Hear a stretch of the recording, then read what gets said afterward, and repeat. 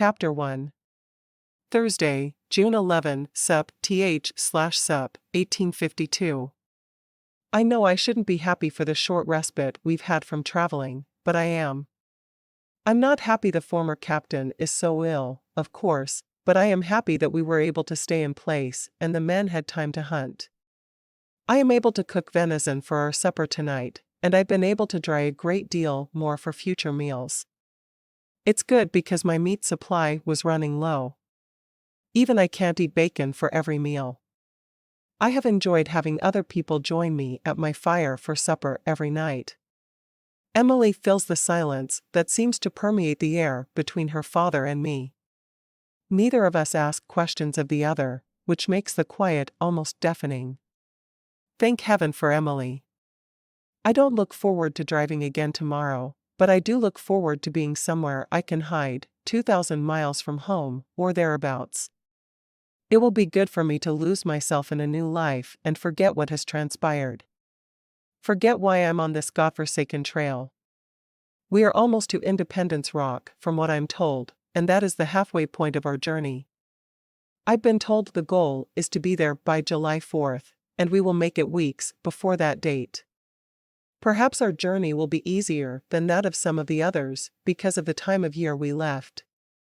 At the beginning of the journey, the oxen had trouble finding good grass to graze on because the snow had melted so recently. Now, though, the journey is much easier than it would have been if we'd left later. I thank God every day that I've made it this far, with no one being suspicious of me. If I can just make it to Oregon, I will again change my name and lose myself among the immigrants. Trudie knelt by her fire, making a meal for both herself and a father and daughter she'd met along the trail. It was a better meal than she could usually make because Mr. Simmons had brought her some meat. They'd been camped in the same place for 3 days, but they'd be moving on the next day. Finally, Trudie wasn't certain why everyone was pretending to care if the former captain of their company, George Bedwell, lived or died. It was strange the way the people in their group had formed almost a family, and Trudie was the red-headed stepchild of the family. She didn't mind though. If she got close to people there was a danger of her sharing her secret, and that would never do. People around her didn't need to know she couldn't even complete the thought. She was too afraid of being caught. The venison roast she'd made that evening would taste delicious with the potatoes, carrots, and fresh bread she'd also made. It would be hard to return to eating the simpler meals every evening. As an unmarried woman traveling the treacherous trail to Oregon, she was driving all day, and when it came to cooking meals in the evening, she had little energy to make them happen. She hoped having 2 extra people to cook for would make her care more about what she ate, but they hadn't really moved at all in the time since she'd agreed to cook for Mr. Simmons and little Emily, save for crossing the North Platte River. Emily was a dear. There was just something about the child that made Trudie smile, and she was happy to have her there every evening for supper. It was nice to be able to be with others and not constantly on her own. Oh, she was sure others would have become friends with her if she hadn't been so prickly. She knew that others had tried, but it was so much safer to keep them all at arm's distance. She'd formed a tentative friendship with Penelope, but that was only because Penelope had agreed to never ask questions about her past. It worked well for them.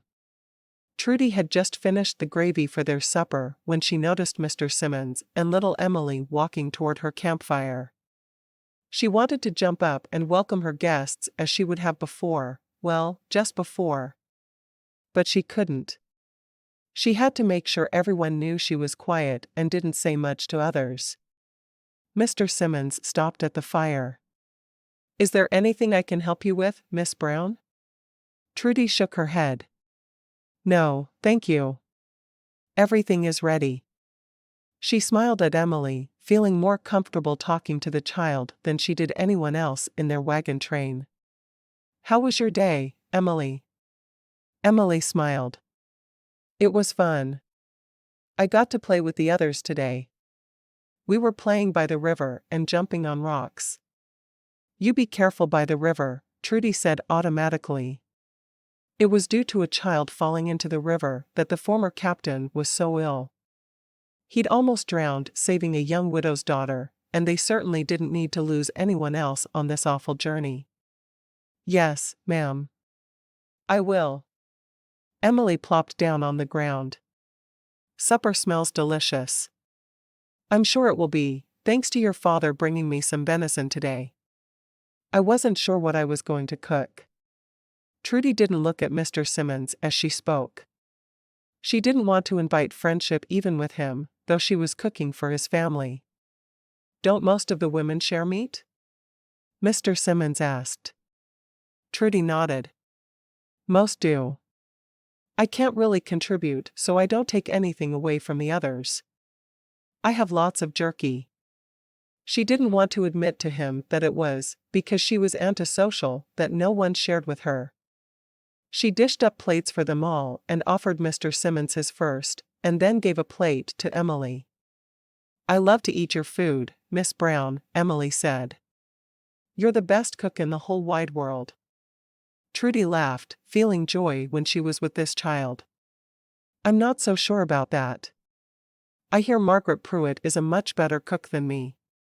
Emily seemed to consider the question as Trudie put her own plate on her lap. No, I think you're better, but don't tell Amanda or Sally. Trudie smiled. I won't tell anyone. Truthfully, though, she should be the best cook in camp. She'd been trained to be a professional cook from childhood by her mother, who had cooked for a wealthy family in New York. Her parents had been Irish immigrants, and her father had died shortly after coming to America. She looked at Mr. Simmons. Would you mind saying a blessing over our meal, Mr. Simmons? He nodded, and she immediately bowed her head. His prayer was short and only involved blessing the food and the hands which had prepared it, but he rarely said anything at all around Trudie. As they ate, Emily regaled them with tales of her day playing with the other children and collecting buffalo chips to be used to cook their meals. I don't like having to pick up the buffalo chips, but I like eating, so I have to do my part, Emily said with a shrug. All of the children have to help. Even the really little ones. At that, Trudie looked at Mr. Simmons. There's certainly enough food here that I can save it for our noon meal tomorrow if you'd like. He nodded. We'll be driving again tomorrow. May I hitch up your team for you in the morning, so you have more time to deal with our breakfast? He offered. That would be most welcome. Thank you. Trudie didn't mind cooking, but driving and dealing with her livestock had proven difficult for her. She was strong from a lifetime of hard work, but her work had always been done indoors. Can we have Johnny cakes tomorrow morning? Emily asked. Papa and I have honey we can put on them. Trudie wasn't sure that Emily should be offering her family's honey for breakfast for the three of them, but Mr. Simmons simply nodded. We'd be happy to share the honey we have. Emily's mother had a sweet tooth, and I'm afraid she purchased more honey than we could possibly use on this trip. It was the first time he'd mentioned his wife to her, and Trudie wanted to ask questions, but she wouldn't answer them, so she had no right to ask. I'll gladly use some for all of us, Trudie said.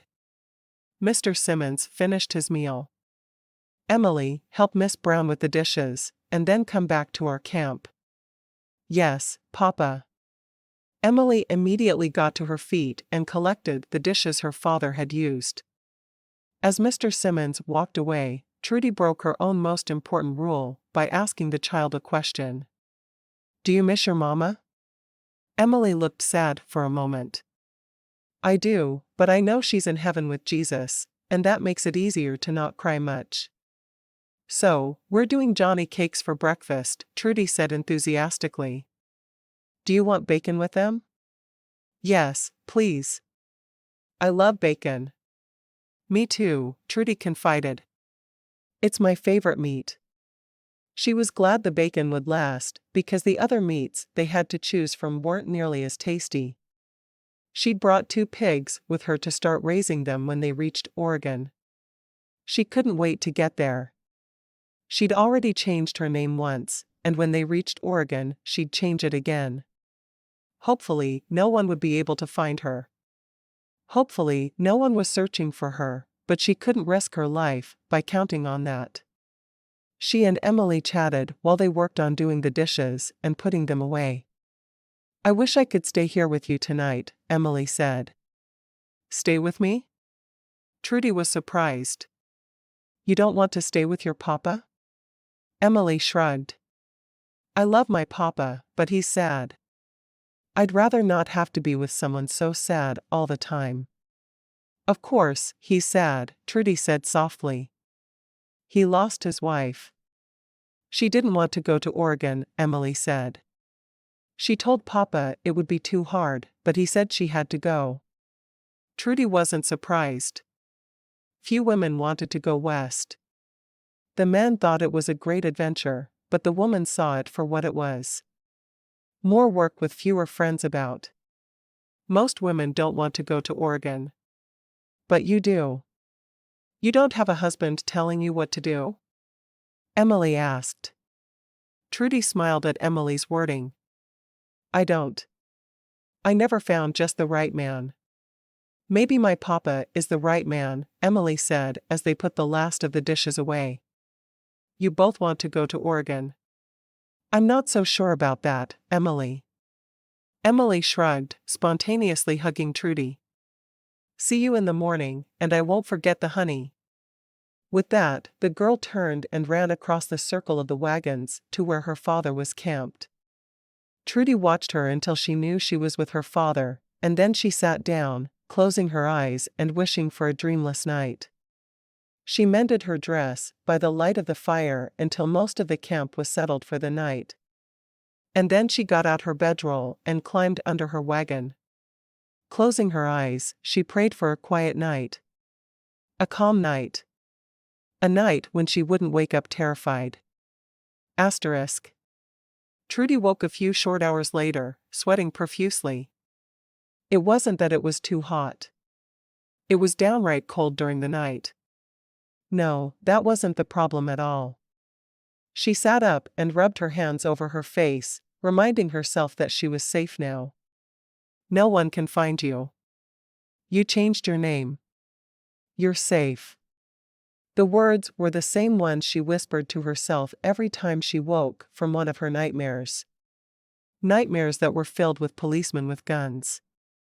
With a hangman's noose. With a jail filled with terrible people. Instead of trying to go back to sleep, Trudie knew the effort would be futile. She got up and folded her bedroll neatly, starting her morning fire. Some families had cold breakfasts in the morning, but she preferred to have something warm in her belly to start her day. The days on the trail were long and difficult. She had to be as ready for them as she could possibly be. After putting the coffee pot on the fire, she deftly mixed up the batter for the Johnny cakes, and then she made a pan of cornbread. It would go nicely with their lunch, and there would be enough left for supper. She thought about her provisions and decided to just do a jerky gravy over biscuits for breakfast the following morning. It wouldn't be the best meal in the world, but at least it wouldn't be beans. When Emily and Mr. Simmons joined her, she had their breakfast ready and the bacon had been cooked to a perfect crisp. Emily took her plate and handed Trudie the honey. "I need lots of honey, please." Trudie smiled. "I can do lots of honey." She poured more than she would have put on her own Johnny cakes and turned to Mr. Simmons. "Would you like me to pour for you?" He shook his head. "I don't eat honey on my Johnny cakes." "I see." Trudie poured honey onto her own and put the stopper back into the jug of honey. "Thank you for sharing your supply then." "Keep it. We're eating here anyway," he said. Trudie thought it was an odd situation they had.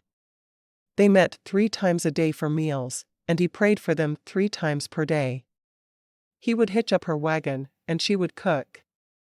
He brought her meat when he had it. Other than that, they said little to each other. Emily happily ate her breakfast, smiling throughout the entire meal. "We get to move again today." Is there any news on the former captain? Trudie asked. Mr. Simmons nodded. He woke up yesterday morning. The doctor thinks he's going to be all right, but he'll have to ride for a good long while. He's not strong enough to try and drive. One of his sons is going to drive for them. I see. We can't wait any longer? No, we can't. We've been camped for too long already. It's time for us to move on. Trudie nodded. She had to wonder if they'd wait longer if it was someone else who had fallen ill the way the former captain had, but she knew better. There was no time to wait for anyone. They had to get to Oregon before it was too cold, and there was only one way to do that. Constant movement. Trudie tried to enjoy the drive that morning, but her dream still haunted her. She could see him fall down the stairs, and she could hear the screams of one of the maids as she discovered him. Trudie had grabbed some jewelry to sell, and she'd run. She had no idea if anyone was following her, but her mind played tricks on her, and she saw policemen's uniforms off in the horizon constantly. The river was calming. The oxen plodded along with their usual slow pace, which allowed for the women and children to keep up by walking along beside or behind the wagons. She thought about what her name should be when she got to Oregon. She'd been born Gertrude O'Keefe, but Trudie Brown sounded so much more American to her. She was proud of her Irish heritage, but she couldn't let her Irish flag wave. She wasn't safe. Her mother had called her Trudie when she was a girl, so it was easy to take the nickname on the drive. But what would she call herself when she got to Oregon? There were so many names to choose from. When they stopped for the noon meal, her mind was still on what she would call herself when they arrived, but she did her best to get the food out and served for her 2 guests. She'd agreed to cook for 3 because she couldn't bear to cook for 1 for another minute. She thought she might open a small cafe or even a bakery when they arrived, but she wasn't sure if that would bring too much attention to herself. Was she a wanted woman? Or had the authorities forgotten about her? Emily was as enthusiastic as always as they ate their noon meal, and Trudie was happy to just listen to the girl, not trying to make conversation herself. They'd seen a butterfly she'd never seen before while walking that morning, and the children had all tried to catch it. The only way Emily was really able to describe it was beautiful, but that was good enough as far as Trudie was concerned. At the end of the meal, Emily stayed to help with the dishes, and then she went off to rest with the other children as they got ready for their afternoon trek. Trudie was glad to see her go. She loved the child, but she was lost in her own thoughts. She was thankful not to have to unhitch the oxen and hitch a new team every day at noon now. It was good that Mr. Simmons had taken that chore from her, though she questioned if she should allow herself to rely on anyone. By that evening, when she was in front of a campfire and cooking once again, she'd almost driven herself crazy looking for uniformed men behind every rock and every wave of the prairie grasses. She was thankful to have someone to cook for, but she realized the worst part of this journey for her was the time alone with her thoughts as she drove. Every time she closed her eyes, she could see Mr. Baldwin falling to his death. She could see the odd angle of his neck as he lay dead. She could hear the screams that filled the house. When she wasn't driving, it was easier to concentrate on other things. Would the Simmons be happy with the meal she made? Should she perhaps make a dessert using the honey they'd provided? Had Emily or one of the other children captured the elusive butterfly? They were halfway through their evening meal when Emily said something that shocked Trudie through and through. "I think you two should get married.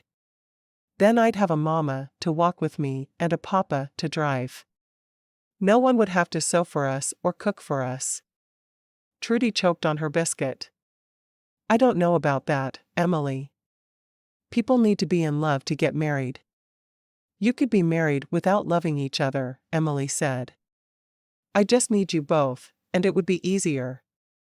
Don't you think?" Mr. Simmons frowned. "That's enough, Emily. I'll talk to Miss Brown about it after supper," but you are not to mention it again. Do you hear me? Emily sighed dramatically. Yes, Papa. Trudie was shocked to hear that Mr. Simmons was planning to talk to her about marriage, but she was certain he'd simply tell her to not mind Emily. What else could he do? The man was definitely in mourning and had no desire to remarry. After the meal, Mr. Simmons got to his feet. Emily, you help Miss Brown wash up, and then I want you to go play with Amanda and Sally. Miss Brown, if you'll join me at my wagon after the washing up is done, I'd like to take you for a nice long walk so we can talk. Trudie nodded. I'll be there. She wouldn't marry him, of course, but she'd be there. How could a wanted woman who planned to change her name again marry a man on the Oregon Trail? No, it couldn't happen, but he wouldn't want it to anyway. Emily could want it all day, and it just wouldn't happen. As they washed the dishes together, Emily was as happy as ever, singing as she wiped the dishes dry. Trudie's mind was on her fear of being alone with a man. Surely, he wouldn't hurt her though. She'd just have to make certain to stay within earshot of camp. Chapter 2. Thursday, June 11, Sup. th/Sup. 1852. With Emily's prodding, I've decided to ask Miss Brown to be my wife.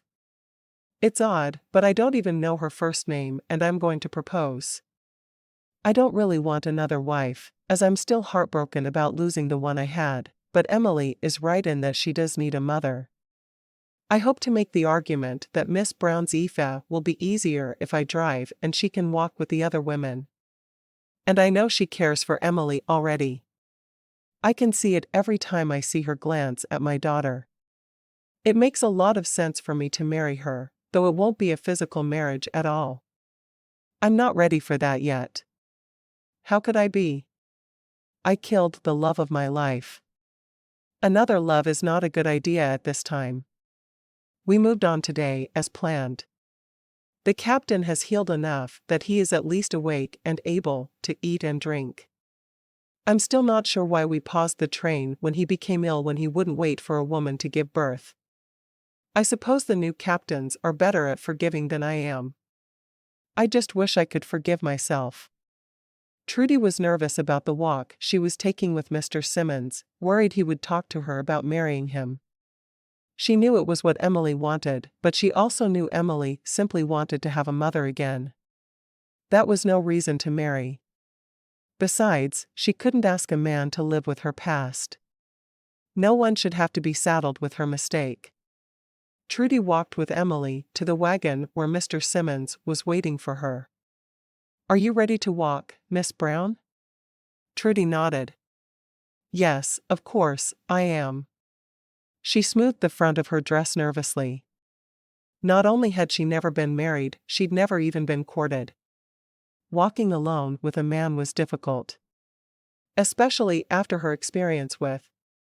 She couldn't even think his name without shuddering. Mr. Simmons looked down at Emily. You go play with Mrs. Pruitt's girls. I've already talked to Mrs. Pruitt, and she'll watch out for you. Emily nodded. Yes, Papa. She ran toward the spot where Amanda and Sally were playing with little Annie, who was Betty's adopted daughter.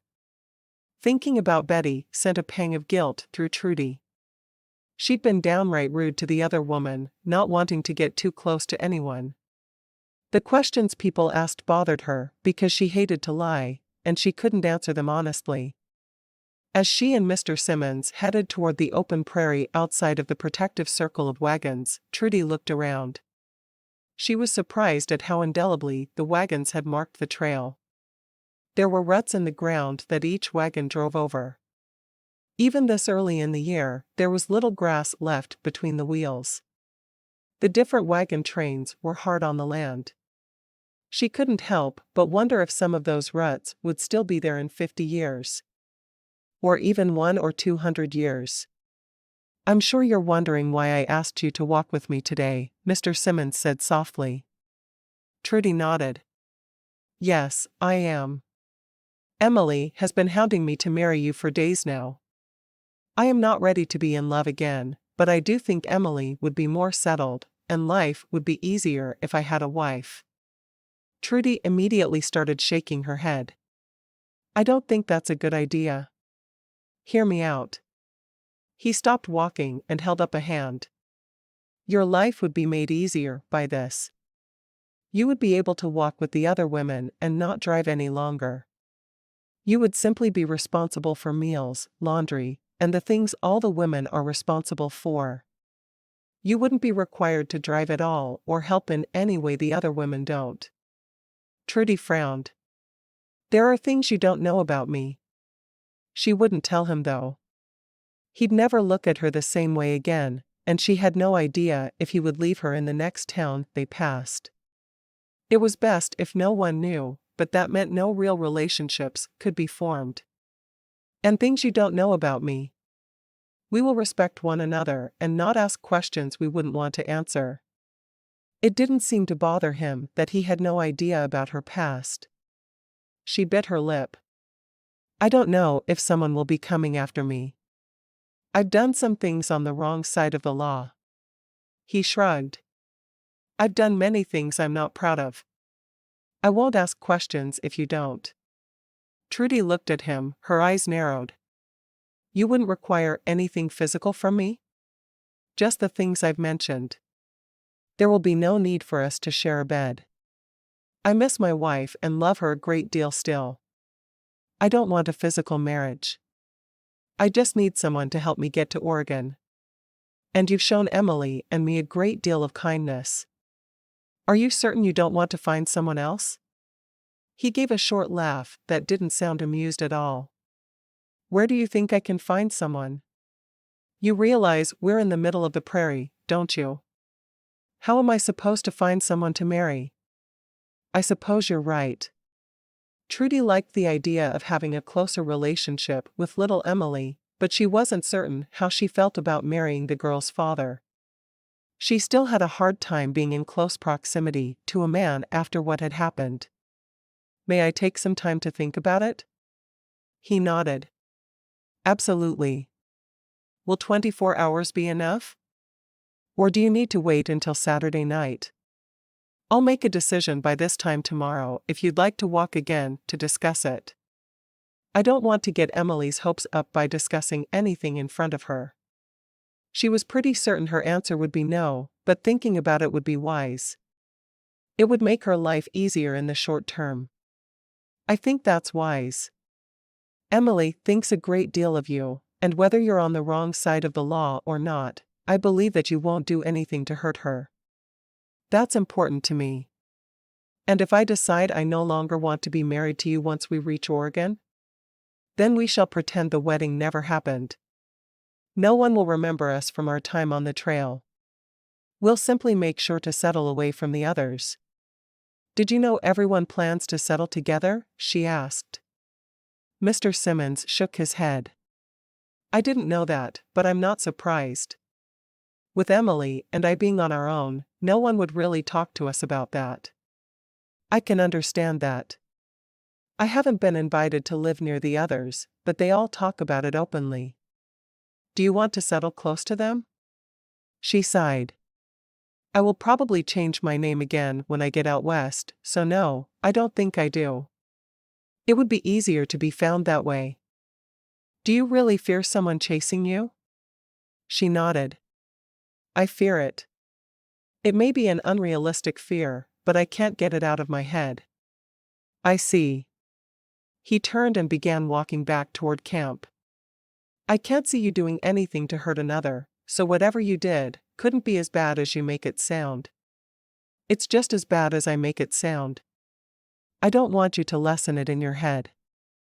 Trudie couldn't let him believe it was something minor, like stealing a loaf of bread.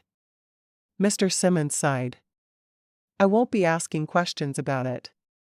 That's good. I won't be answering any. Well, I appreciate your honesty, Miss Brown. If we're considering marriage, you should call me Trudie. And you should call me Joseph.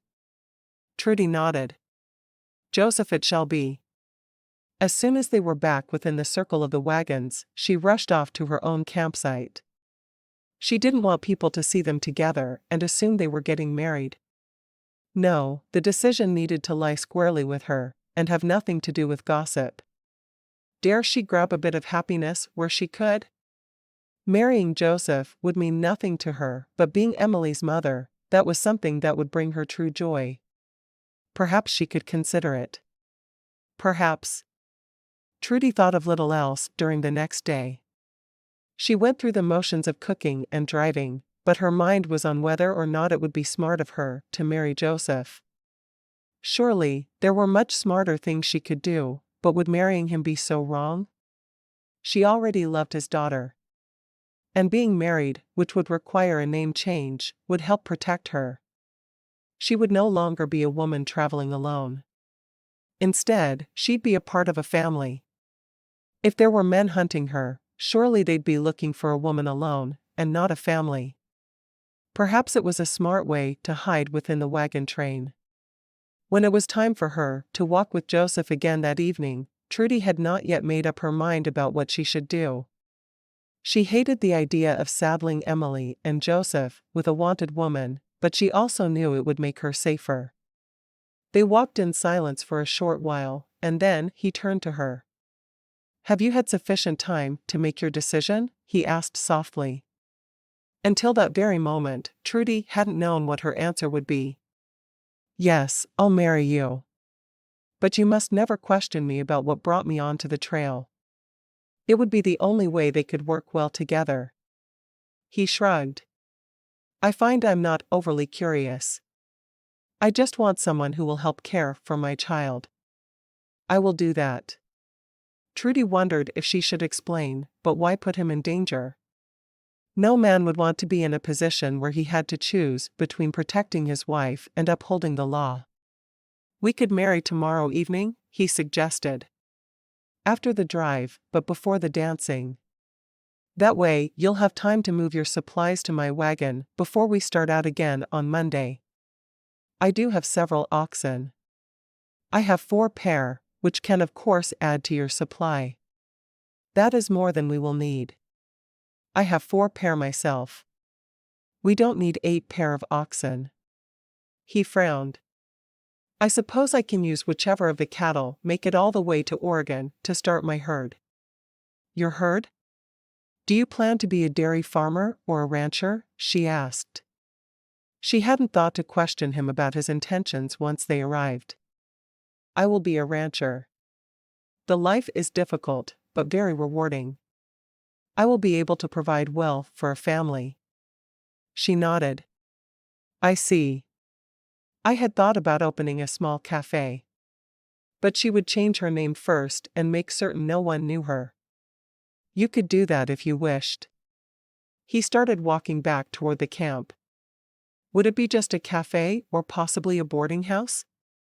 She shuddered.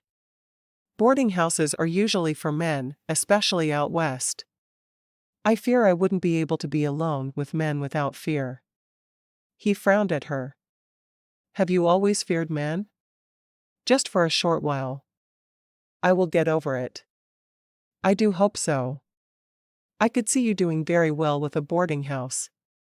A cafe seems like it would be geared more toward women than men, and there are more bachelors than women in the West." "That's true. I'll think about it." And she would. Perhaps if they decided to stay married, a boarding house would work. She had no desire to be alone around men, but if she was married, it would make things easier for her. She would be protected, and the men would understand that when they called her Mrs. Simmons. "When we return to camp, I'll talk to the preacher and tell him we want to marry after supper tomorrow. Would you like to be the one to tell Emily? You wouldn't mind?" Trudie hadn't dreamed he would allow her to share the news with his daughter. She couldn't wait to see the child's face. "I wouldn't mind at all. The two of you have a good relationship, and I want that to continue for as long as it can. Emily needs a stepmother who is kind to her. I hope you will continue to be kind. I would never be unkind to a child. The only times I have been unkind were to hide my past." She'd almost said she'd never be unkind to anyone, but it wasn't true. She hadn't been overly kind to Betty or any of the other women who had tried to talk to her about her past. "If you ever want to tell me, you may. I will not pry." He stopped walking for a moment and looked over at her. "I do expect the same courtesy. I will talk about most anything, but not my late wife. That subject is off limits." "I will endeavor to keep that in mind," Trudie said. She understood. There were many reasons for traveling west, and she wouldn't question his reasons for anything if he didn't question hers. She had to wonder why he wouldn't speak about his wife though. There must be something there no one knew about. Once they were back in camp, she found Emily playing with her friends and called her over. Squatting down, Trudie said softly, "Your papa and I are to be married tomorrow after supper." Emily clasped her hands in front of her, her face excited. "I shall be the best daughter you ever dreamed of having." Trudie smiled. "I'm certain you shall." As she headed back to her camp, Trudie had a smile on her face. The excitement the little girl had displayed made her feel good about the marriage. Maybe she'd later regret it, but she would make Emily happy now. And for some reason, making Emily happy had become something she wanted to strive for. As Trudie fell asleep that night, she felt at peace for the first time since leaving New York City. Pushed up against a wall in the darkened corridor of the manor home where she worked, Gertrude tried to scream, but her attacker's hand over her mouth prevented her from making a sound. She struggled, wanting her employer to remember he was married with small children.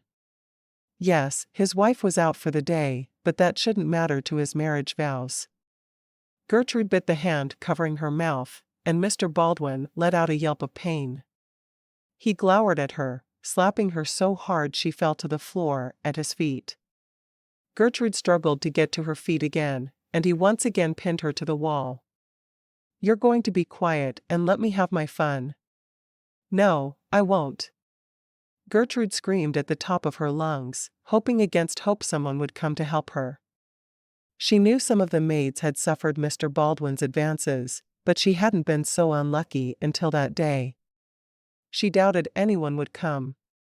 Everyone knew what was happening, and no one ever raised a finger to stop him. Gertrude knew she was truly on her own in a way she never had been before. Her mother had died 2 short months before, and now she was being attacked by her employer. She felt as if her mother was frowning down at her from heaven, saddened by what was happening. Gertrude began to kick and pound him with her fists, and he just laughed at her. Stopping fighting for just a moment to gather her strength to get the man off her, she pushed as hard as she could, planning to turn and run as soon as possible. But there was no point in turning away. Mr. Baldwin hit the banister and lost his balance, toppling over the edge of the balcony. He landed on his back on the floor below, his neck at an odd angle. One of the maids below screamed upon seeing him, and Gertrude was certain the maid saw it was her who had pushed him. She ran. She didn't know what else to do.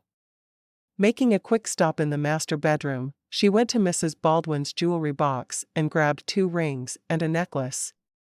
She was now a murderer. What did it matter if she added stealing to her crimes? As she ran down the stairs with the jewelry clutched in her hand, she passed the man she'd killed, expecting him to grab her ankle and pull her to the floor at any second. And then he did. He pulled her to the floor, and his mouth, which was full of blood, smiled. "You can't get away from me that easily." Trudie woke in a cold sweat. The same way she'd woken every night for months. The dream was always the same. Killing Mr. Baldwin over and over was the worst punishment she could think of. Truly, she wasn't sure if prison could be worse. For once, she'd slept as late as the others in camp, and she heard the women stirring around her. She immediately got up and stoked her campfire. She was always happy when it didn't go out completely overnight, and she could just put more buffalo chips on it to build it up again. For breakfast, she made eggs and bacon. Several of the families had brought chickens, and they would sell the eggs to those willing to pay. Trudie had more money than many on the trail because she'd stolen more jewelry than she'd needed. Though she hadn't planned to go west when she'd fled from that terrible house, she had thought to living on her own.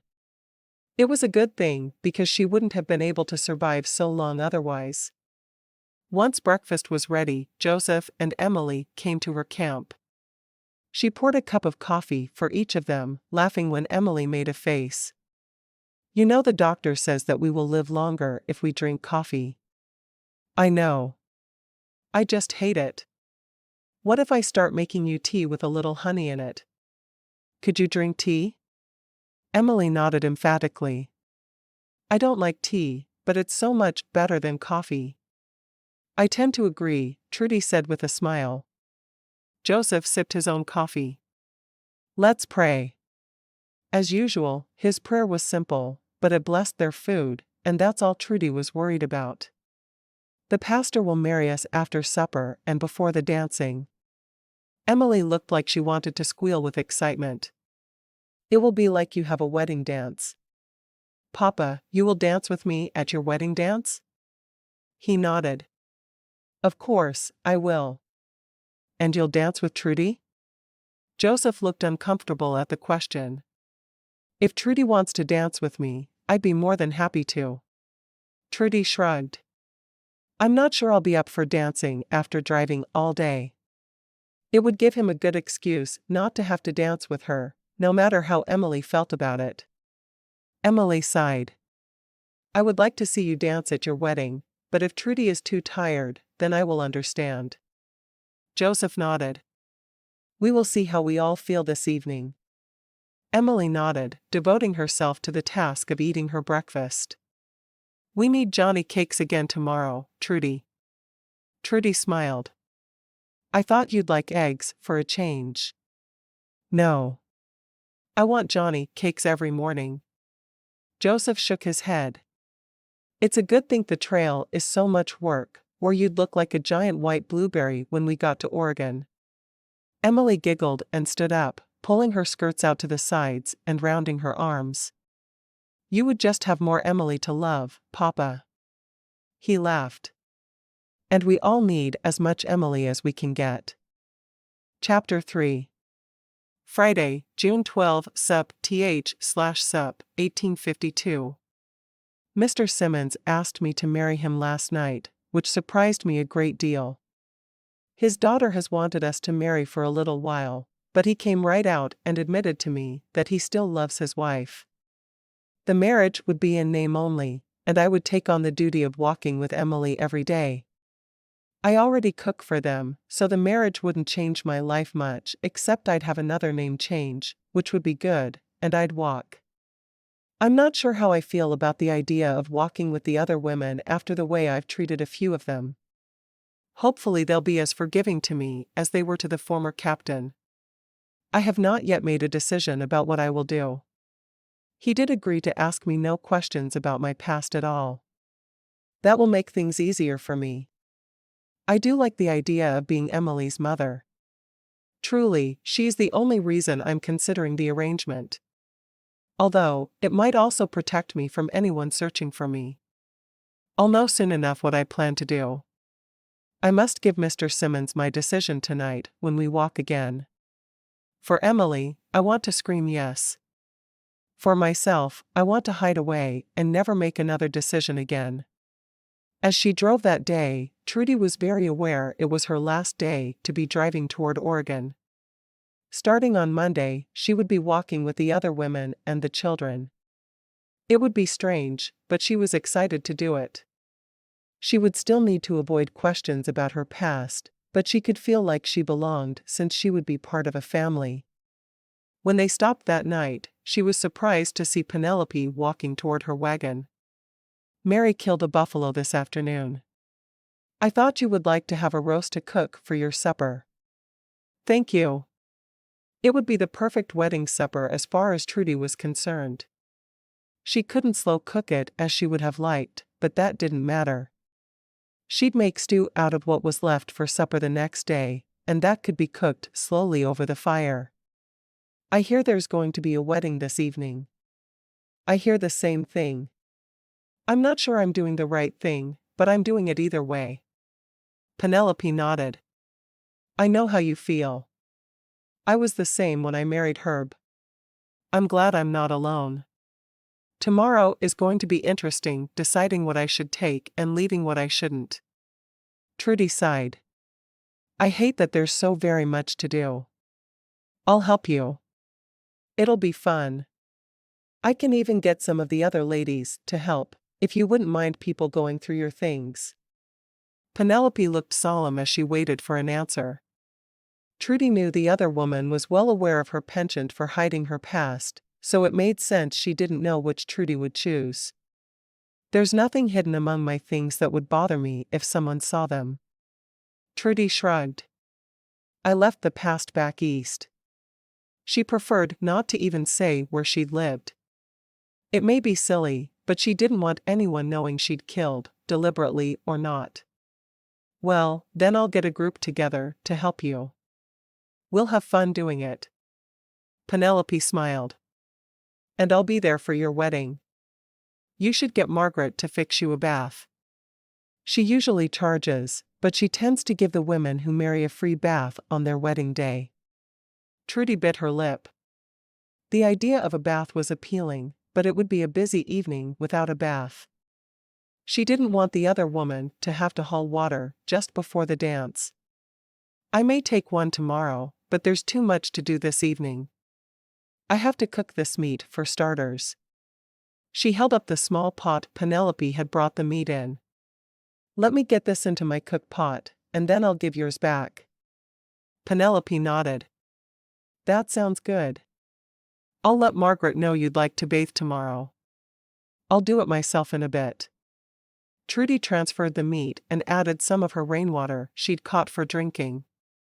She was determined to make the meat as appetizing as she could in the short hours it would be before supper. Thank you so much for thinking of me. Penelope smiled. It's our job as women to look out for each other. She accepted the empty pot and walked back toward her wagon. Trudie got the meat started and walked toward Mrs. Gabriel's wagon. Her friend's words had inspired her to do something she'd never considered doing. I thought I'd spell you for a bit while everyone goes to church tomorrow. It might be nice for you to be able to go to the service with your children. It was the first overture of friendship Trudie had made toward any of the other women, and though it was hard for her, she could easily sit with the former captain while Mrs. Gabriel went to church. Mrs. Gabriel smiled.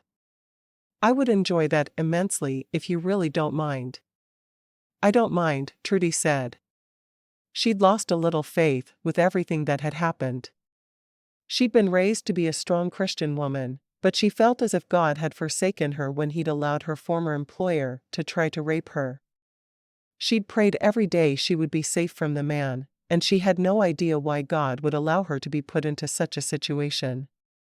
Then I'd appreciate it. I'll come after lunch so you can get the children ready if you so choose. Trudie didn't understand the need the others had of dressing in their best for a dance or for Sunday church. They were in the middle of the prairie, and they wouldn't run into many people. Surely it would be better if they simply wore their everyday clothes instead of ruining their best. Thank you. There's not much to do with Mr. Bedwell at this point, but he will need someone to give him sips of water when he's ready. I'll have a loaf of bread baked up, and he'll need to eat when he's hungry, but he can only take tiny bites at a time. I think I can handle that. Trudie smiled to herself as she walked back toward her own wagon and the cooking roast. In her past, she'd spent time sitting with the sick and helping others as a matter of course. Now, though, well, maybe she could go back to being the woman she'd once been. She peeled potatoes and carrots and put them into the pot with the roast. She hated how long a meal like this took on a traveling day, but they had a few hours before the dancing started. Rarely did they dance before 8, and it was just past 4. She could get the meal done, they could eat, and dishes could be done in time to marry. She hoped. She had just finished wiping her hands on her apron when she noticed little Emily skipping toward her. Hi, Miss Brown. Well, hello there. Trudie smiled at the girl, thrilled to know she would be her own stepdaughter later that night. Are you having fun? Emily nodded. Papa sent me to see if you needed help with supper. I just put the carrots and potatoes in with the roast. I need to put the bread on, but that'll be a while yet, so you are not needed at the moment. Is there butter for the bread? Emily asked. Trudie nodded. Of course. I put some cream in a bucket under the wagon this morning, so there is some nice, fresh butter. Can I do something my mama taught me to do with butter? I don't have to use all of it. Of course. Trudie walked to the wagon and took the ball of butter she'd tucked into the back out. How much do you need? Just a small portion. I need a cup. Emily looked excited at whatever she was doing, and it thrilled Trudie to see how happy she seemed. Usually, she had a sad look when she talked about her mama. Anything else? Trudie asked. I need honey and a fork, please. Trudie didn't ask any more questions as she handed the girl the cup. When she poured a portion of the honey into a small amount of the butter and then stirred it diligently with the fork, Trudie grinned. Honey butter. It was something her mother had made for her when she was sick to her stomach as a child. She'd put it on toast, and Trudie's stomach would always feel better. When Emily was finished, she held up the cup. Honey butter. Mama wasn't the best cook, but she made the best honey butter in the whole wide world. I can't wait to try it. Trudie didn't tell Emily how much she knew she enjoyed it because she didn't want the girl to be disappointed. It will be the best thing you ever tasted. Emily gave Trudie the cup. Now I'm going back to play with my friends until supper time. Before Trudie could say another word, the girl was off, running toward Mrs. Pruitt's wagon. Trudie followed the child, wanting to speak with Mrs. Pruitt about a bath in the morning. It had been too long since she'd soaked in a tub of hot water, rather than just using a bowl and cloth. When Trudie reached the other woman's wagon, which was across the circle from her, she smiled in greeting. I'd like to have a bath in the morning if you don't mind. Mrs. Pruitt smiled and nodded. Consider it my wedding gift. Oh, you don't have to do that. If I don't do that, I'll have to come up with something else, Margaret said, smiling. It's what I give all the new brides. There have been a surprising number of weddings on the trail. I guess we need to celebrate anything we can. Trudie nodded. That's very true. It's a hard life. Thank you for the bath, Mrs. Pruitt. I appreciate it. Oh, please, call me Margaret. I'll be helping with your wagon after church tomorrow. Then you must call me Trudie. Thank you for being willing to help. I truly appreciate it more than I can express. I needed help when I consolidated mine with Jamie's. There are so many things you don't need two of. We'll be leaving another wagon by the side of the trail, I guess. Trudie nodded. It's always strange to see an empty wagon just sitting there when we go past, but what else is to be done? It doesn't make sense to have to drive 2 wagons per family, unless it's a large family like the Mitchells. They need 2 wagons. Oh, yes, they do. Margaret said, shaking her head. I really admire Mrs. Mitchell, being able to take care of all those children on the trail the way she does. I do as well. I'm afraid I'd go mad pretty quickly, but I look forward to having Emily's companionship as we walk. She's a special girl. Margaret smiled. She is. She and my daughters have become fast friends, and I'm glad of it. It's so nice for them to have friends walking with them every day. It's a hard enough journey with friends. I cannot imagine it without. Trudie contemplated the other woman's words as she walked back to her fire. She was right, of course. It was much too difficult without friends, which meant Trudie had to let her guard down, if only a little. And not just with Joseph. With everyone in the camp. It wouldn't be easy, but she was going to have to learn to do it and still hide her history. It was possible. Somehow. As soon as the roast was done, she took the roast, carrots, and potatoes out of the pot and used what was left to whip up some gravy. The bread was almost finished, and she looked forward to Emily's honey butter. When she took the bread off the fire, she looked up and she saw Joseph walking toward camp with little Emily at his side. She knew they must watch her cook, because they always knew exactly when to head over. Of course, after tonight, they'd be sharing a camp and it would be easy for them to know when it was time to eat. Joseph's eyes lit up at the meat. "Where did you get a roast?" he asked. "Mary killed a buffalo today. Penelope heard we were getting married, and she thought a roast would be nice for us to have for a wedding supper, so she brought it to me after we stopped for the day." Trudie smiled. "And Margaret is insisting I have a bath for free in the morning. I've not had a bath since I left for the trail." Emily jumped up and down clapping. "It's not beans." Trudie laughed. "I'm so glad you're easy to please." They all sat down, and Joseph prayed, his prayer a little more elaborate than usual. He prayed for them to have a good evening at the dance and a prosperous marriage. Trudie wasn't sure what he meant by prosperous in that connotation, but she parroted his amen at the end of the prayer anyway. As soon as they'd eaten, the honey butter was delicious. Trudie jumped to her feet and Emily followed. "We'll do the dishes quickly tonight," Emily announced. "I can't wait to see you married." Trudie smiled. "We'll be married soon enough." Joseph stood. "I'm going to go put on my Sunday best." "I'm just going to wear my day dress if you don't mind," Trudie said softly. It didn't make sense to her to drag out a nice dress when she was just going to change back into this one soon. "Would you mind if I did the same?" he asked. "Not at all. I'm wearing my butterfly dress Penelope made me," Emily announced to no one in particular. She was already wearing it, so it didn't need to be announced, but she obviously disagreed. "That sounds wonderful," Trudie said.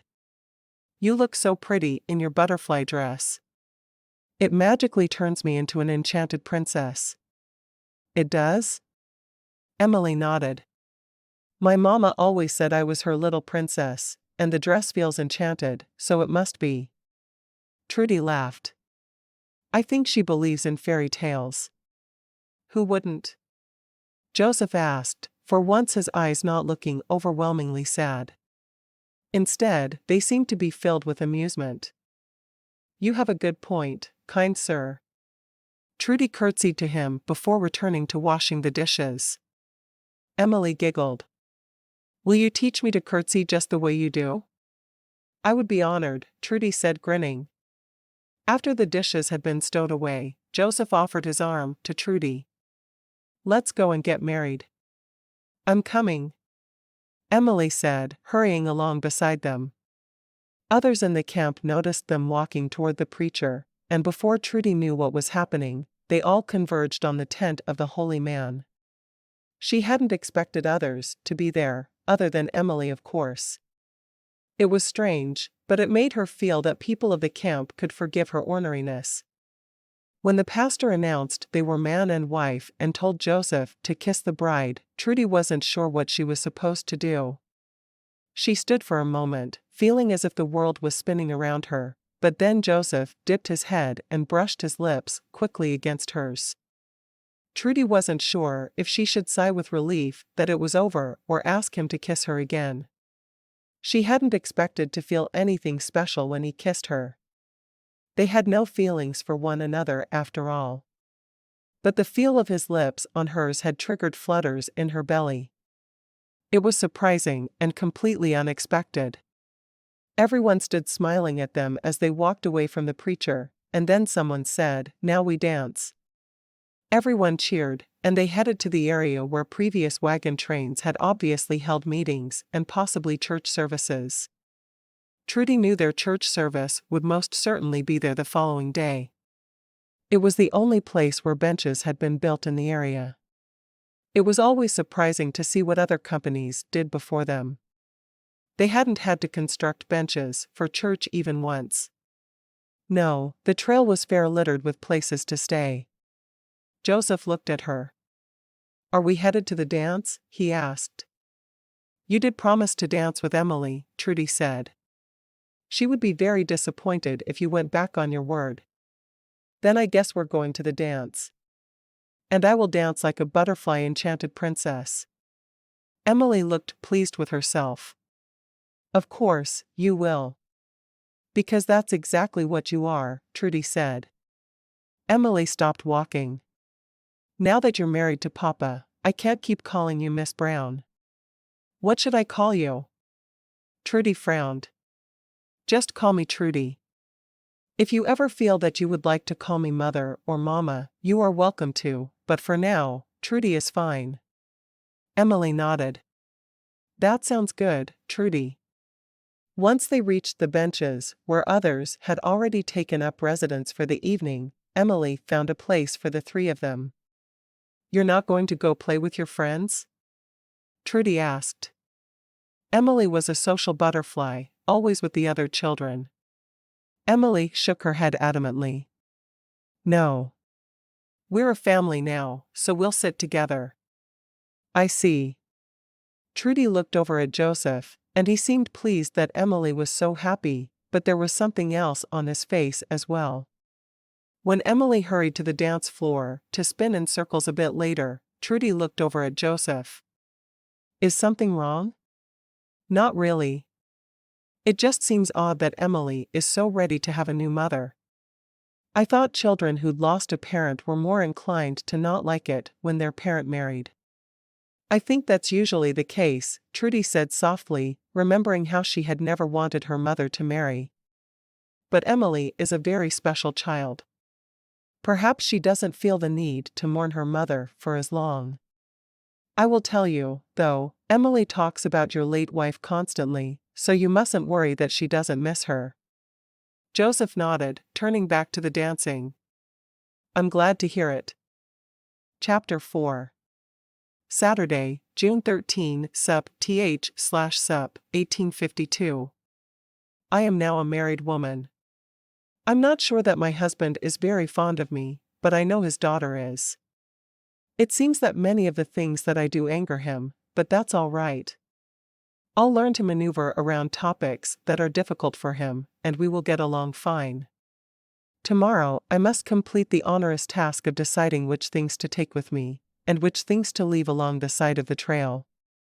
I think someone could come without any of the supplies they want or need and still make it because of how much is left behind by others. As we drove today, I saw a beautiful rocking chair just sitting there, and I thought about getting it, but there is no space for something so frivolous. After I open my boarding house, I do believe I'll just buy another. Or if Joseph and I are still friendly, perhaps he'd make one for me. I pray that our marriage will work out for us, and neither of us will be filled with remorse that we didn't wait longer.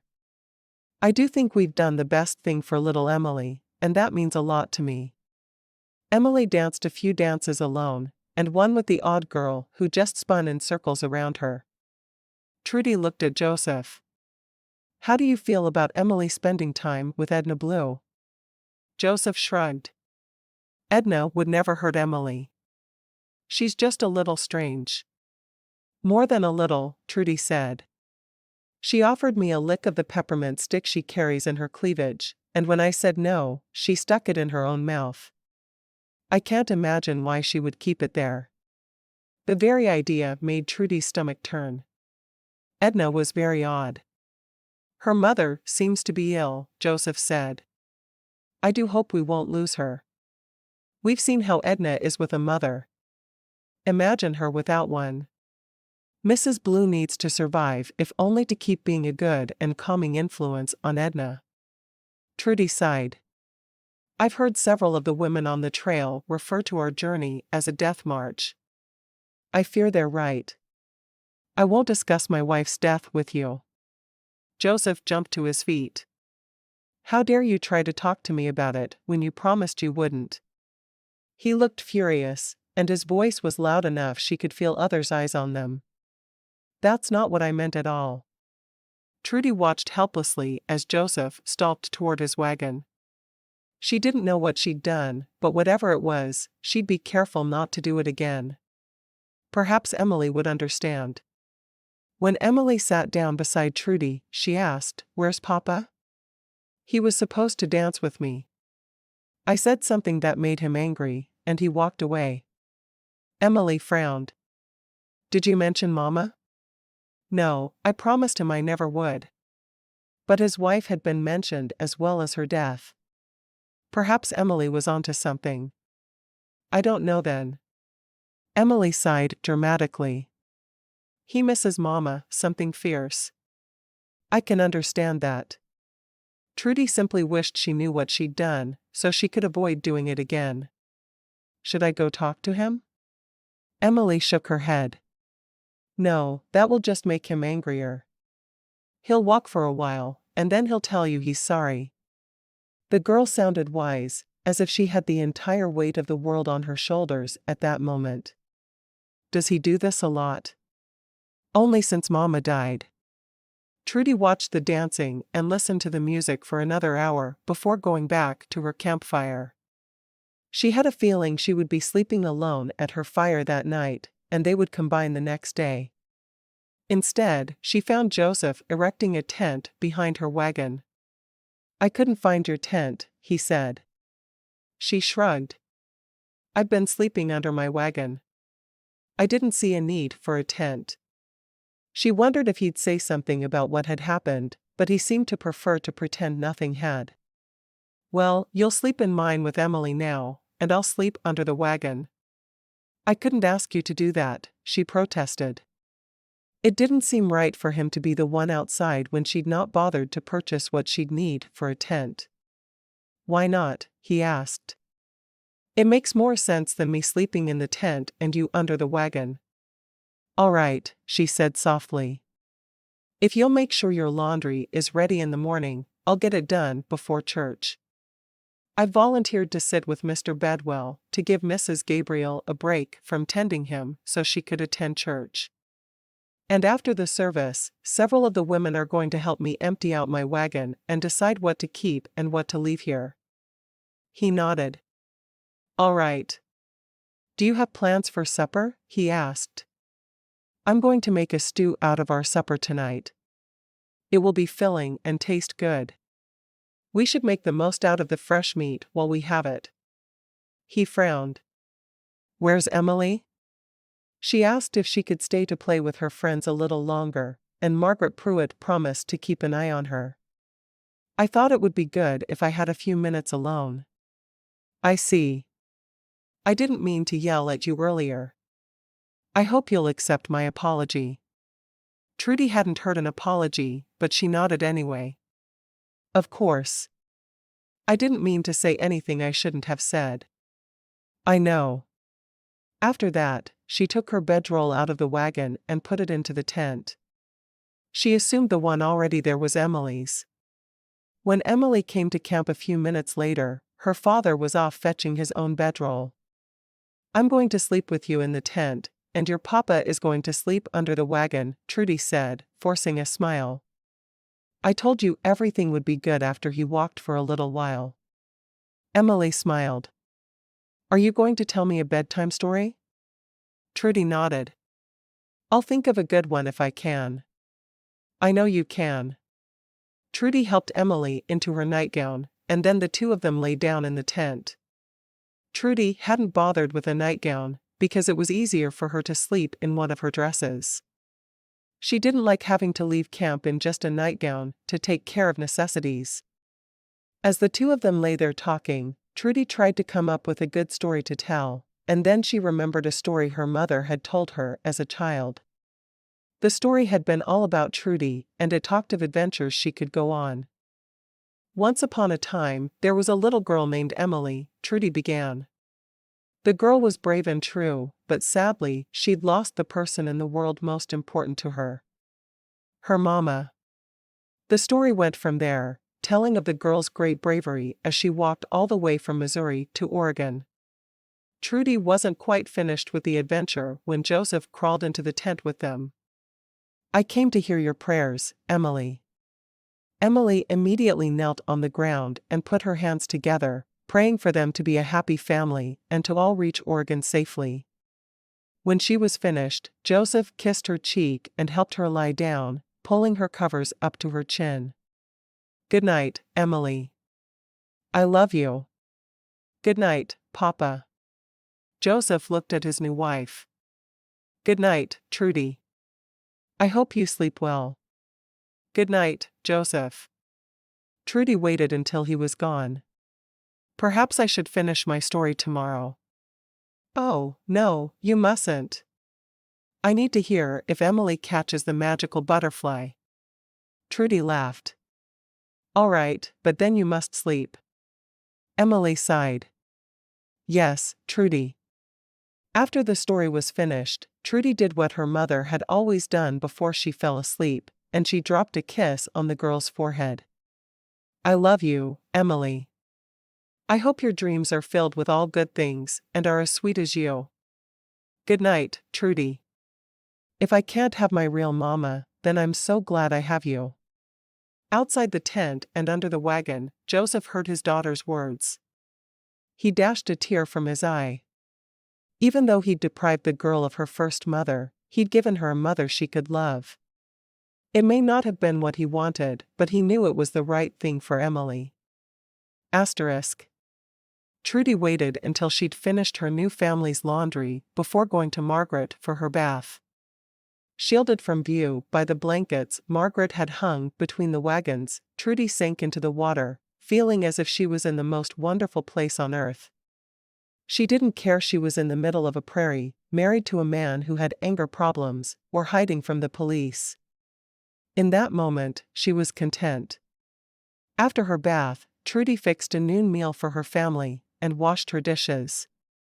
She loved to cook, but she would rather never have to wash another pot for as long as she lived. Perhaps if she ever opened the boarding house Joseph had suggested, she could hire someone to deal with the dishes, and she would do everything else for her guests. She laughed at her thoughts as she walked toward the wagon where she would spend the next hour with Mr. Bedwell. When she arrived, she heard Mr. Bedwell's voice raised in anger. "Why are you leaving me? You said you'd stay by my side until I was better." Mrs. Gabriel's voice was calm as she responded. "I'm leaving to spend an hour with my family worshiping God. If you're half the man I think you are, then you will not complain or give Mrs. Simmons a hard time while she's here. She's graciously agreed to take care of you, and frankly, with your horrible temper, I need the break." Trudie's hand covered her mouth to hide a snicker. Never had she expected someone as soft-spoken and kind as Mrs. Gabriel seemed to be to talk back to Mr. Bedwell, a man who cowed all the women in camp and many of the men. "I'm here to let you go to the church service," Trudie said with a smile. "Hello, Mr. Bedwell. Have you eaten, or can I help you? I have a bowl of chicken broth here for him." Mrs. Caldron kindly butchered one of her pullets for him to be able to have some, so he will eat it for you without complaining. The former captain had been moved outside where he could breathe in the fresh air. He'd spent most of his time in the back of the wagon since his accident, and others had graciously packed the supplies that he was taking the place of and would return them when he was well enough to walk or drive. Mr. Bedwell glared at Mrs. Gabriel. "I suppose I should be grateful you're not leaving me here alone to rot." You should. You'll not complain again of me leaving." Mrs. Gabriel put her bonnet on. "I'm looking forward to an hour of worship. If you need anything at all, don't hesitate to wait until I'm back." With that, the other woman walked away, joining her children who were waiting a couple of wagons down. His children were with hers, and she smiled, and they went along with her. Trudie didn't particularly like Mr. Bedwell, but she thought more and more of Mrs. Gabriel by the minute. "So, let's get some of this soup in you," Trudie said, sitting beside the captain on the ground. "I don't want to eat soup. I want Katie to come back." He sounded like a petulant child to Trudie. Is that so? Well, you'll get her in an hour or so. Open up and I'll feed you your soup. Trudie never would have spoken that way to the man until she heard Mrs. Gabriel stand up to him. Now he seemed, well, not quite so scary in her eyes. It was a long hour, but every time the man opened his mouth to complain, Trudie shoved another spoonful of soup into his mouth. It worked well, because she didn't have to listen to him, and he received the nutrition he was obviously needing. When the bowl was empty, she wondered for a moment what to do, but then she heard voices of everyone coming back into camp after their service. He ate the whole bowl, Trudie said as Mrs. Gabriel came back to the wagon. Better than I expected, Mrs. Gabriel said with a smile. Thank you so much for giving me some time with my children. They're afraid to come too close to him because he's so surly. Then I'm doubly glad I thought to ease your burden a little. If he's still sick next week, I'll sit with him again. Mr. Bedwell protested. No, you won't. You wouldn't let me speak and kept shoving broth in my mouth every time I tried. I'd do it again, too, Trudie said, winking at Mrs. Gabriel. I'm going to go talk to the pastor now and suggest that you are nominated for sainthood. Mrs. Gabriel laughed. I like you, Mrs. Simmons. And I like you. You let me know if you need another break and have a bowl of broth at the ready, and I'm happy to help. Sounds like a good plan to me. Mrs. Gabriel sat down beside Mr. Bedwell. Are you still hungry? Trudie walked back toward her wagon instead of staying to listen to the conversation between caretaker and patient. When she got back to her campsite, there were 8 women standing there ready to help her. Penelope, who was the only person on the trail she felt she could call friend, smiled at her. Let's get this going. Chapter 5. Monday, June 15, Sup/Sup, 1852. We finally made it to Independence Rock today, and it was such an incredible experience to carve my name onto a rock that many others have carved their names into and many more will for years to come. It made me feel both mighty and insignificant at the same time. Mighty, because I am now a part of history and people will talk about the Oregon Trail for years to come. But insignificant, because my name is just one of many on that rock. Independence Rock means that we are halfway to Oregon City.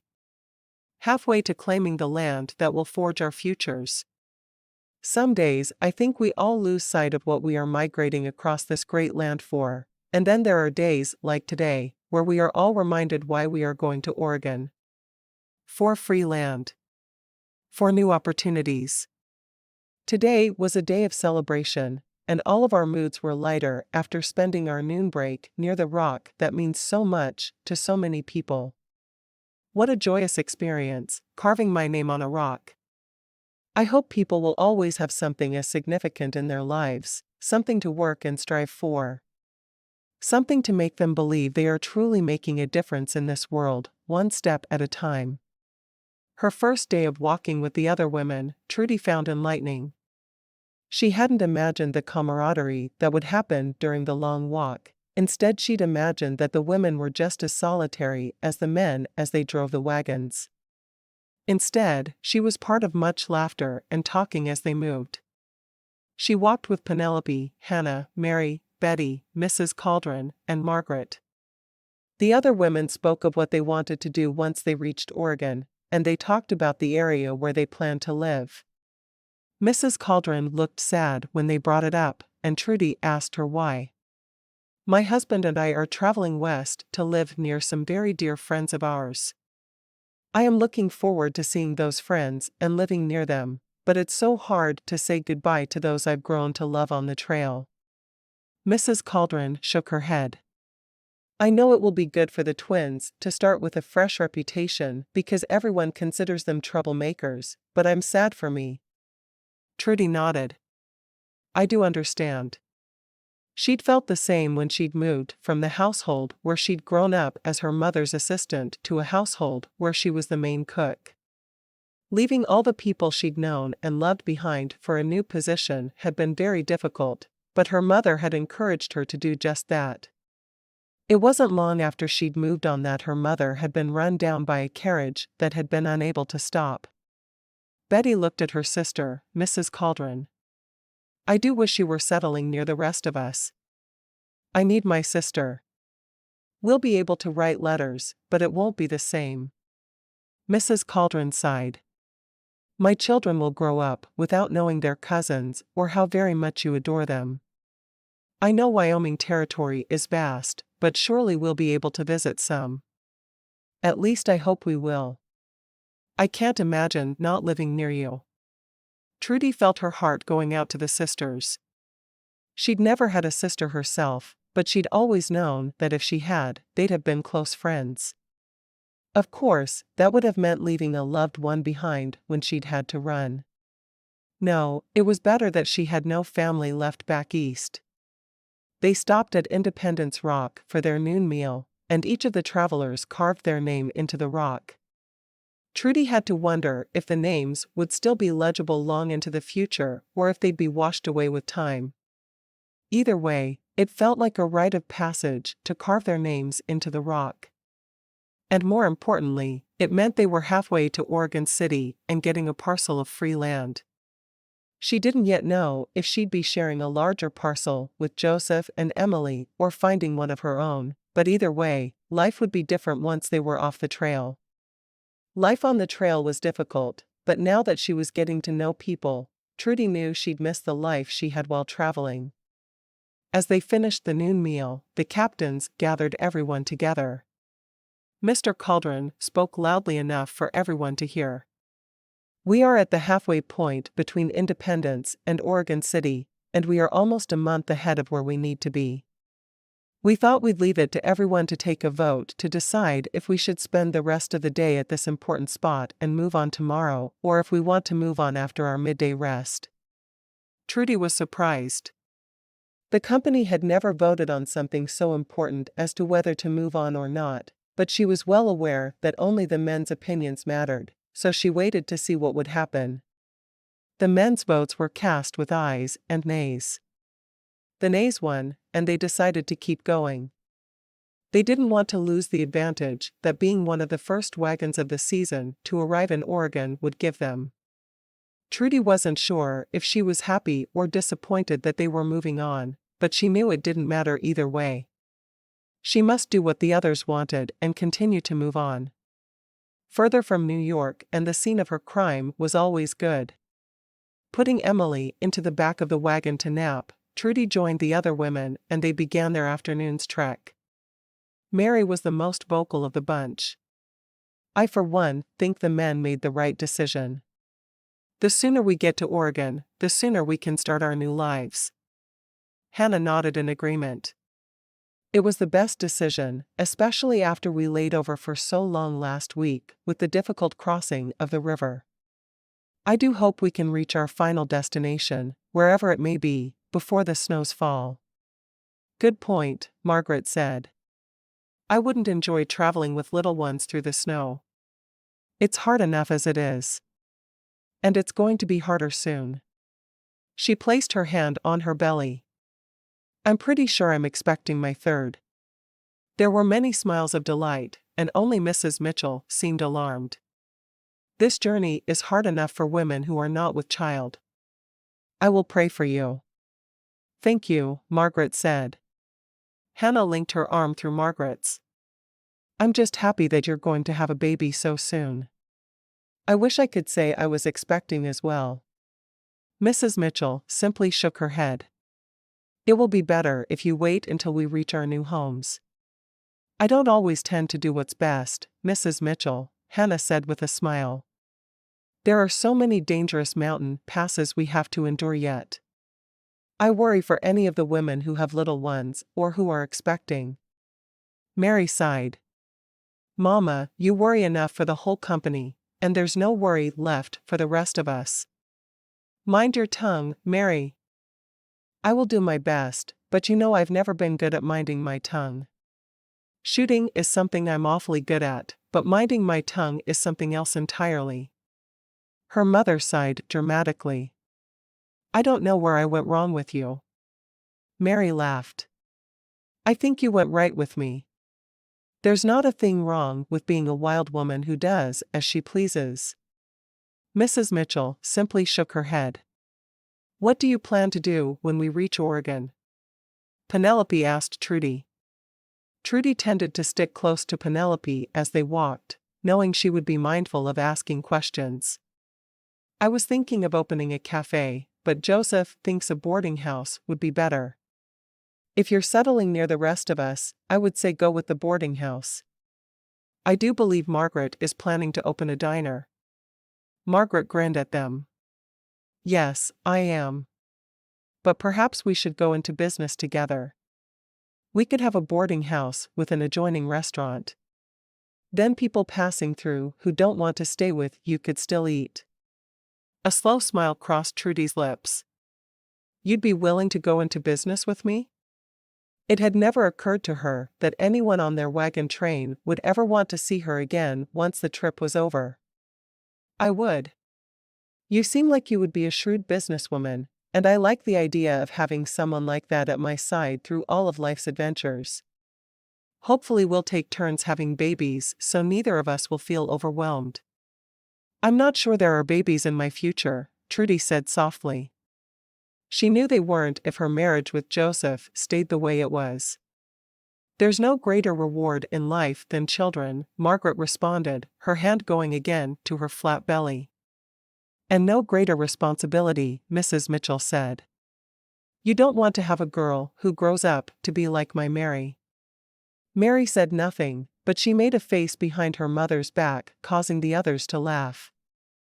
I think we all appreciate Mary's skills, Hannah said softly. We certainly wouldn't be eating as well on this journey as we have without her along. That's very true, Margaret said, nodding emphatically. I fill my pot with Mary's meats almost every night, and she doesn't allow me to pay for the food. I almost feel guilty charging those who eat at my fire. Almost. I'm doing what I love by hunting. You're cooking for some extra money in your pocket once we arrive in Oregon.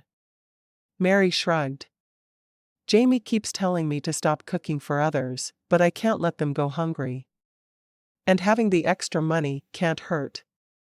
No, it can't, Mrs. Mitchell said. Mr. Pruitt will realize soon enough that he's blessed to have a wife who is willing to work and make money for her family. I do hope you're right, Margaret said. Now that we're pretty sure I'm expecting, he tells me to slow down every single day. But I can't and meet the goal I set for myself before we left Independence. When I lost my first husband, I was left destitute. I will never be in that position again. The strength in Margaret's voice came through. She was a strong-willed woman, and Trudie was sure it was a good thing. Trudie made a gravy with jerky that night, serving it over biscuits. She worried their flour wouldn't last much longer, and she wanted to save the potatoes she had left for later meals. Of course, the potatoes wouldn't last much longer either. She was a bit worried about what they would do when the provisions ran out, but she had to trust in God and Mary's musket. After saying the prayer, Joseph asked Trudie, "How was your first day of walking with the other women?" "Surprisingly good," she answered. I didn't realize what kind of fun the women had walking and talking together. I guess I thought their experience was similar to mine, sitting alone driving.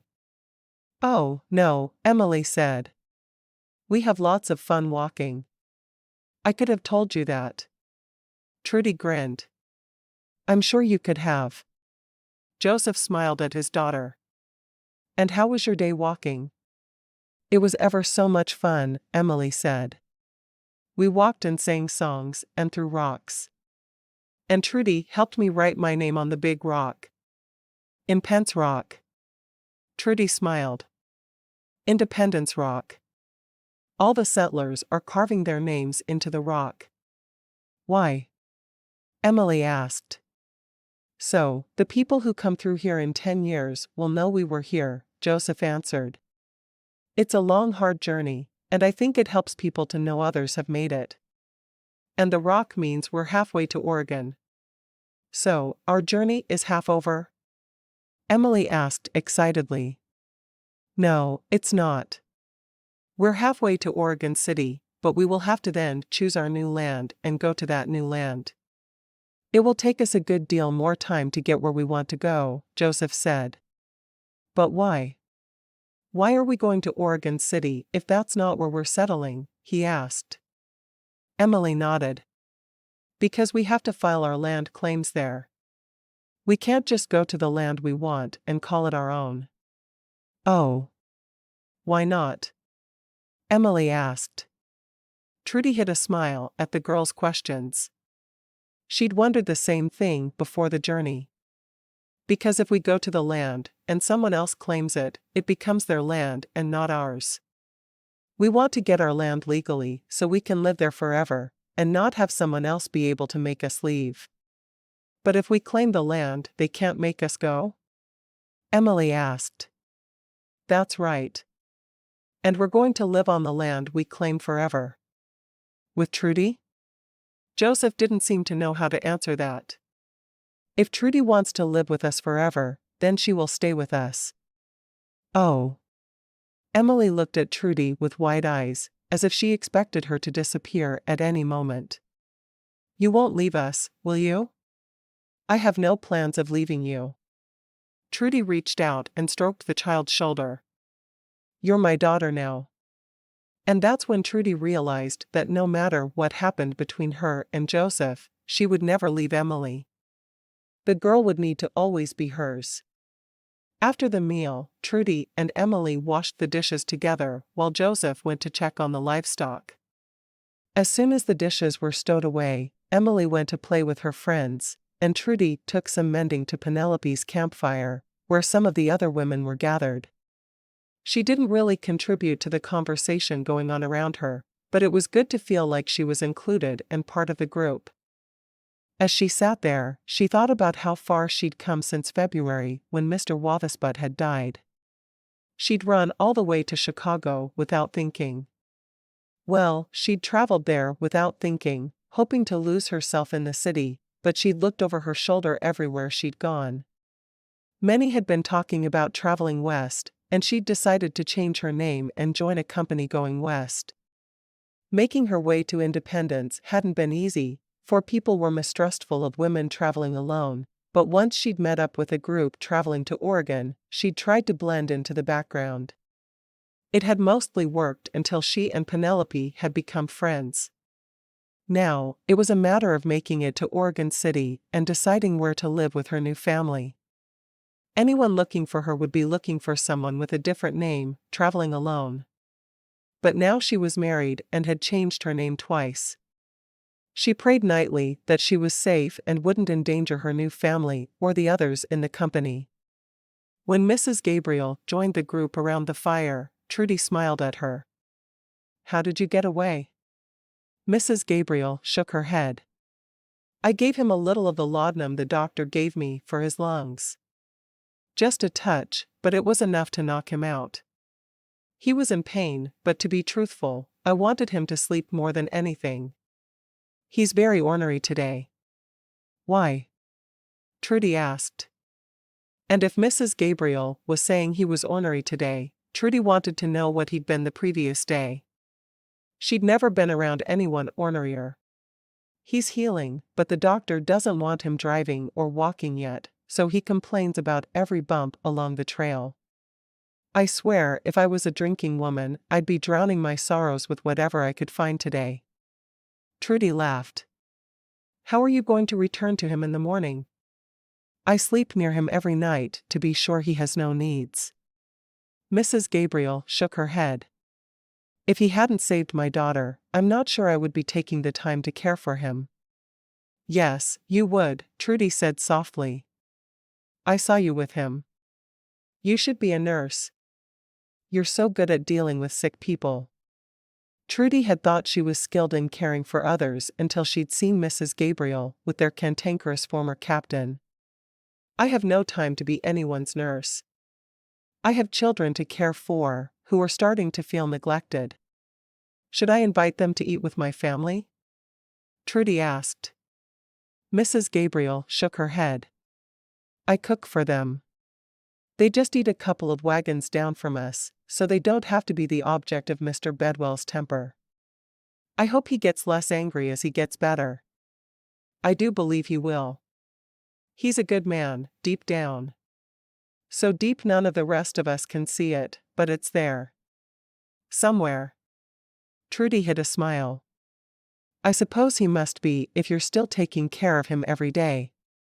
When she climbed into the tent with Emily a short while later, Trudie continued the adventures of Emily, telling the girl about the incredible journey they were on, but making it a magical journey, filled with fairies and leprechauns, just as her mother had done for her as a girl. Joseph stood outside the tent for a long while, listening to the yarn Trudie was spinning about Emily and her adventures. He couldn't help but smile as she made it seem like the trail was a tremendous adventure meant for children. He knew his first wife had only seen it as a backbreaking journey, and she'd begged him every day for more than a year not to make her go. When he had, she'd been sad and dejected. Of course, his wife had always been sad and dejected. He'd done the right thing for him, but by doing so, he'd deprived his daughter of a mother, and he'd killed his wife. He hated to admit that he hadn't done everything he should do to care for the woman he'd promised to cherish all of his life. Surely, he should have done better. He stood like that for half an hour listening before reminding himself that he had to be up before sunrise to be on the trail as quickly as possible. He listened to his daughter pray and tucked her in, saying good night to both Emily and Trudie. As he crawled under the wagon, he couldn't help but think about what a good mother Trudie was for Emily. Perhaps things needed to change between him and his new wife, in time. He wanted to take things slowly, much slower than he had with Emily's mother. He'd met her, and 3 days later, she'd been his wife, after much cajoling on his part. They'd been terribly mismatched as husband and wife. She'd been a timid woman who preferred not to leave her home often, and he'd longed for adventure. He'd wanted to give her the world and thought the only way he could do so was going west. And she would have been happy living with her parents for the rest of her life. No, they hadn't been a good match, but that didn't mean he hadn't loved her with everything inside him.